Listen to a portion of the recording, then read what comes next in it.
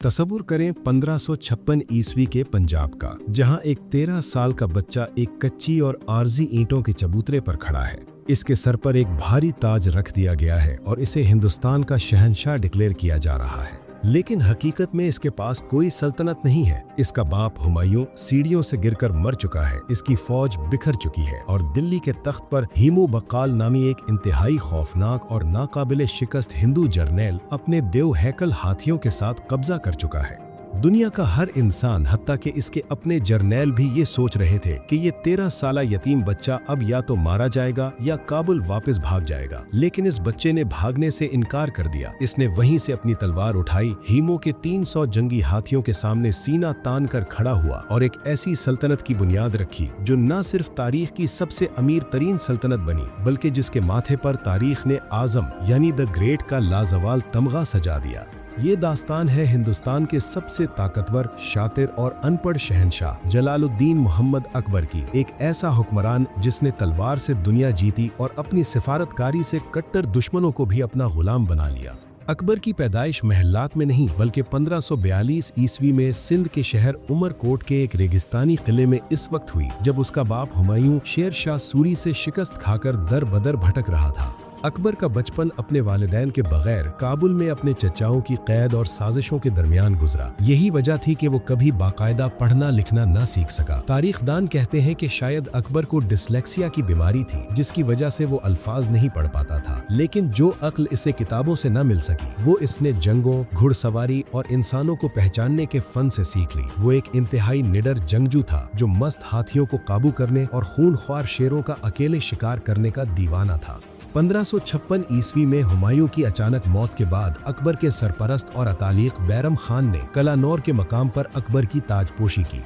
इस वक्त हिंदुस्तान का असल हुक्मरान हीमू था, जिसने लगातार 22 जंगें जीती थीं और वो दिल्ली पर कब्जा करके खुद को महाराजा विक्रमादित्य कहलवाता था। नवंबर 1556 को पानीपत की दूसरी जंग में अकबर और हीमू का टकराव हुआ। हीमू के पास 1500 से जायद खूनख्वार जंगी हाथी थे, जिन्होंने मुगल फौज को रौंदना शुरू कर दिया। मुगल फौज हारने ही वाली थी कि अचानक तकदीर का एक तीर हीमू की आंख में आ लगा और उसके दिमाग के पार हो गया। हीमू अपने हाथी के हौदे में गिर पड़ा। उसकी फौज समझी कि उनका लीडर मारा गया और उनमें भगदड़ मच गई। 13 साला अकबर ने वो जंग जीत ली और दिल्ली के तख्त पर दोबारा मुगलों का परचम लहरा दिया। शुरू के चंद सालों तक अकबर ने बैरम खान और अपने महल की औरतों माहम अंगा के साये में हुकूमत की, लेकिन 18 साल की उम्र में वो समझ गया कि अगर उसे असल बादशाह बनना है तो उसे इन सब को रास्ते से हटाना होगा। इसने निहायत चालाकी से बैरम खान को हज के बहाने भेज दिया और हुकूमत की तमाम डोरें अपने हाथ में ले ली।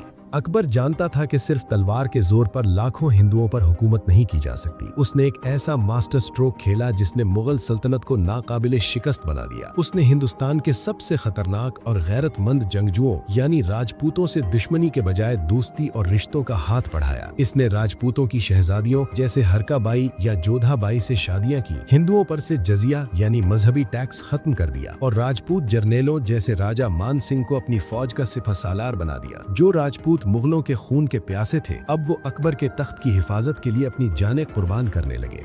अकबर खुद पढ़ा लिखा नहीं था, लेकिन वो इल्म और फनून लतीफ़ा का दीवाना था। उसने अपने दरबार में हिंदुस्तान के सबसे काबिल, ज़हीन और शानदार लोगों को इकट्ठा किया, जिन्हें तारीख अकबर के 9 रत्न के नाम से जानती है। इनमें बूंगियां मारने वाला लेकिन इंतहाई ज़हीन बीरबल, मौसीकी का जादूगर तानसेन, खजाने का माहिर टोडरमल और तारीखदान अबुल फजल शामिल थे।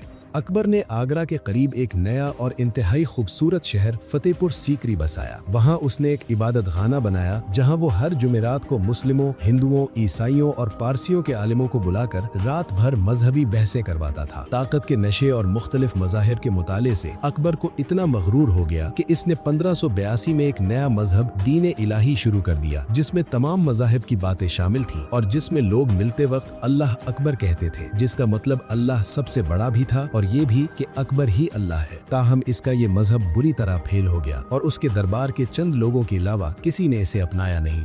अकबर ने अपनी जिंदगी में गुजरात, बंगाल, काबुल और दक्कन तक पूरे हिंदुस्तान को फतह करके एक ऐसी देव हैकल और अमीर सल्तनत बनाई जिसकी मिसाल पूरी दुनिया में नहीं थी। लेकिन जिंदगी के आखिरी सालों में ये अजीम फातिह बहुत तन्हा और दुखी हो गया था। इसके सबसे करीबी दोस्त बीरबल और अबुल फजल मारे गए और सबसे बड़ा दुख इसे इसके अपने लाडले बेटे शहजादा सलीम यानी जहांगीर ने दिया, जिसने तख्त की लालच में अपने बाप के खिलाफ बगावत कर दी और उसके दोस्त अबुल फजल को कत्ल करवा दिया। 63 साल की उम्र में खूनी पेचिस की बीमारी ने इस फौलादी शहंशाह को बिस्तर पर गिरा दिया। मौत से पहले उसने अपनी तलवार अपने बागी बेटे सलीम के हवाले की और यूं हिंदुस्तान का सबसे बड़ा, सबसे शातिर और अनपढ़ शहंशाह खामोशी से इस दुनिया से रुखसत हो गया। अकबर की पॉलिसियों और अक्ल ने मुगल सल्तनत को इतनी मजबूत बुनियादें फराहम की कि उसके बाद अगले 150 साल तक कोई भी बैरूनी ताकत हिंदुस्तान की तरफ आंख उठाकर देखने की हिम्मत न कर सकी।